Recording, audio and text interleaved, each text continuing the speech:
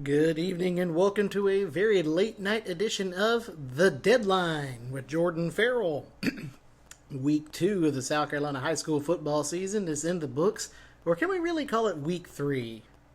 Okay, I'm not going to do this every week, but we all know it's Week 3. It's really Week 3. But last night, another interesting night. Last week was marked by two huge upsets and a lot of firsts, particularly Spartanburg upsetting Dutch Fork on the road, Chapman upsetting Burns at home, and then the first victories in the 10 years of Jake Morris at Dorman, and Brett Sloan over at Woodruff, and Brent Bridges over at Landrum. So again, congratulations to those guys. Unfortunately, their follow-up to that wasn't as great of a week this week, as Woodruff was shut out by JL Man. Very good JL Man team this week, 45-0. Landrum was defeated 34-6 by St. Joe's. They went on the road to St. Joe's, a place that never really played well, but also St. Joe's is just a team that it's a private school. They recruit. We all know this. And they've just had Landrum's number historically, so no shame in that. And then Dorman. This is actually maybe the more interesting storyline out of the week.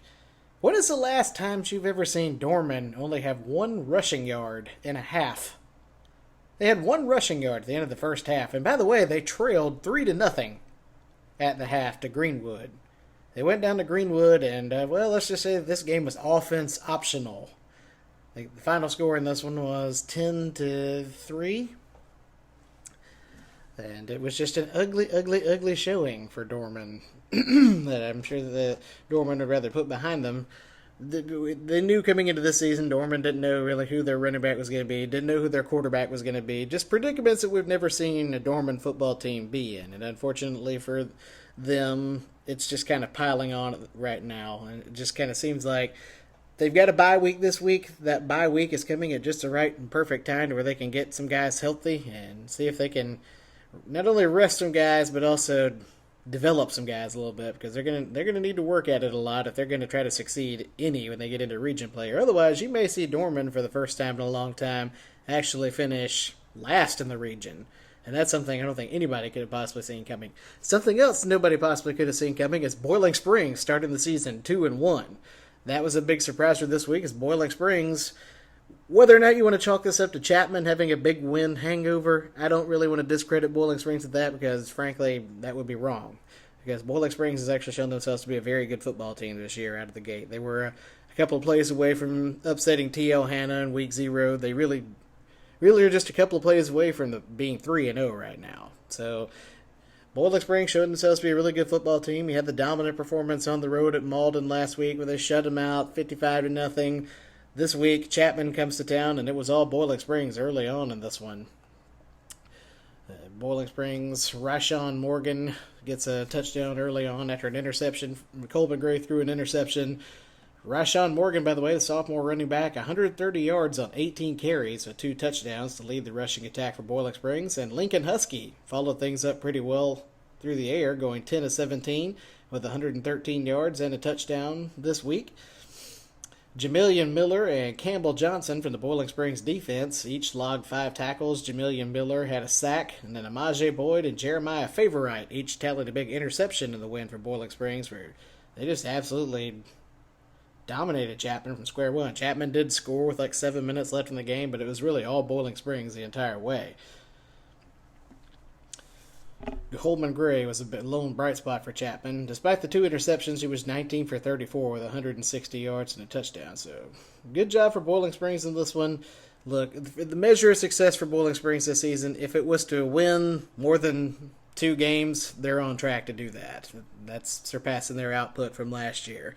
If their aim was just to look better each and every week, you can check that box off, because they're doing it every week, it seems like. Every week they look better and better. Whatever you're using as their mark of success, Boiling Springs is checking out those boxes. And honestly, right now, Lincoln Husky looks like he is the best quarterback in Region 2-5A. I would not be shocked if Boiling Springs, the way things are shaping up right now, maybe playing for that 2nd or 3rd spot out of the region in the playoffs instead of an at-large bid this time. It's going to be interesting to see how they fare going down the road. Gaffney looked pretty stout. Gaffney's defense is really solid. I think Gaffney is probably the favorite in the region at this point. You can't discredit Burns because their defense is really, really good as well. So those two could easily be duking it out for 1 and 2, but Boiling Springs could definitely be in the mix as well. I don't think, a lot of people looked at Boiling Springs and had them as finishing 5th in the region this year. I don't think that's going to happen, and if you do think that's going to happen, what are you on? But moving on from Boiling Springs, again, Boiling Springs the big 29-7 win over Chapman as a surpriser for this week. Another big surpriser, Spartanburg Broome. Now, in this one for Spartanburg, it was a last week, you could also just make the argument that maybe this is a big game hangover, big win hangover, since they finally broke the streak against Dutch Fork last week. That reality in this one is, especially from talking with Ryan Clary, is that Spartanburg's offensive line just isn't that good. They failed to block anybody, and that's not to discredit. Obviously, it's not to discredit Dutch Fork. It's not to discredit Broome either, because Broome is a really good football team. They've got some stout guys on their line. They're big up front, and they can power their way through. Broome is a really good team, and they're easily have shown that they're going to be one of those teams that's going to be up there competing with Daniel and Chapman and Clinton up there for the upper state here in region or in 3A. So Broome's a very good football team. Take nothing away from them. But, I said it last week that the key to beating Broome is going to be in limiting. Obviously, you had to limit Jalen McGill. You also had to find a way to limit Kamaje Brackett Brandon. Both things are easier said than done. But Spartanburg actually managed it really well. They held Jalen McGill to just 70 yards on 18 rushes, just one rushing touchdown. Kamaje Brackett Brandon held just 39 rushing yards on 9 carries, and he had a touchdown with 104 yards to the air. So if you look at those stat lines, it seemed like Spartanburg should have dominated this one, but just wasn't the case. T.J. Johnson had one touchdown pass of the night. He was 15 of 18 for 149 yards. He threw a couple of picks.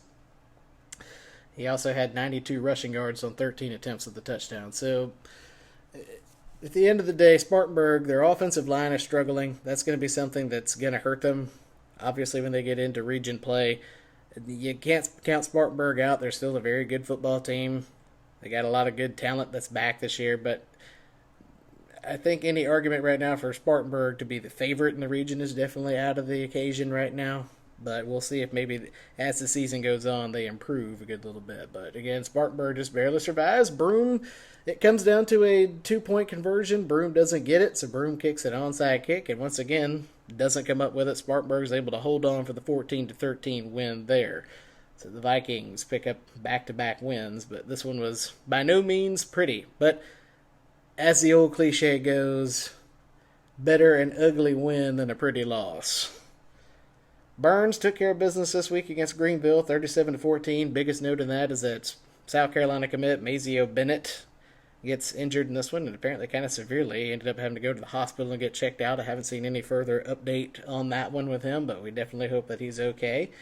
But Burns just absolutely, in the words of South Carolina's Cam Smith last year, drag you nuts. That's basically what they did to Greenville in this one. Once Mazio Bennett was out of the equation, the Burns cruises to a 37-14 win there.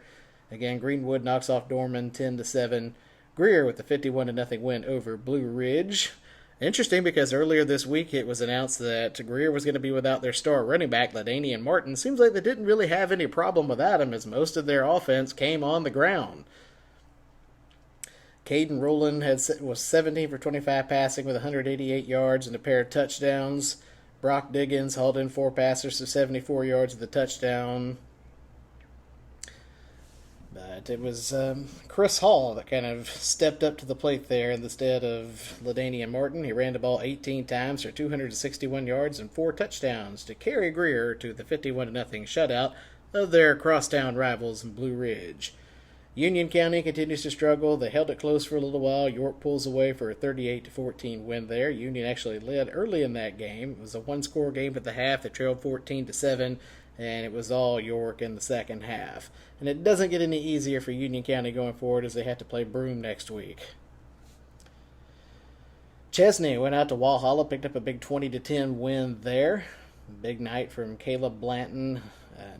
He had a 29-yard pick six. He had a couple of, Let's see. Carson Gossett, the quarterback, had 12 completions for 103 yards and a touchdown. Caleb Blanton, 4 receptions for 80 yards to go with that pick six.